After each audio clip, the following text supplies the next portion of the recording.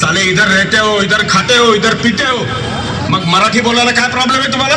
अरे साहब, हमारे यूपी में कोई काम नहीं है, वहाँ सब गुंडा राज है, इसलिए हम यहाँ पे काम धंधा करने आते हैं।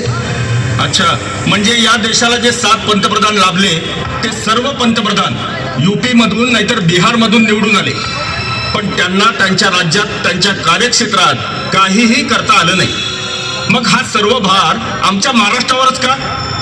आता इथून पुढे मराठी माणसांनी लक्षात ठेवलं पाहिजे, जेवणाचं ताट द्यायचं पण बसायचा पाठ कुणाला द्यायचा नाही. आपलं नेमकं तेच झालंय, पण आता नाही.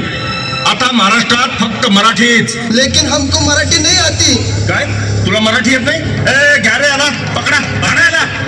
अरे महाराष्ट्रात आपण मराठी बोलतात नाही. सोडू नका. अरे छोड़ो भैया, छोड़ो. काय छोडो धरा त्याला. अरे थांबा थांबा थांबा, मारू नका त्याला. मराठी शिकवायचंय ना, मग शिव्या का ऐकवतात? सुरेश भट ऐकवा, सुधीर फडके ऐकवा, मंगेशकर, अमोणकर, बोरकर, करंदीकर, पाडगावकर, उमप, वेसावकर, शाहीर साबळे ऐकवा. गोड बोलून भाषा रसाळ ऐकवा, पण लायकीवर कोण आलाच ना तर नामदेव ढसाळ ऐकवा. अरे माज दाखवून काय करायचं आपल्याला? विजय तेंडुलकरांची, पु ल देशपांडेंची, शिरवाडकरांची नाटकं दाखवा.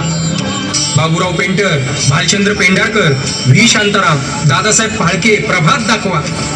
महाराजांचे गड किल्ले दाखवा, सह्याद्री दाखवा, लेणी दाखवा, आणि ठेचून काढण्यापेक्षा ठेचा खायला द्या. तोही तसाच झोंबतो आणि लक्षात पण राहतो. लाथ मारून कुणी नाही शिकत, हात धरून शिकवा. स्वतः मराठीत बोला, दुसऱ्यांनाही मराठी शिकवा.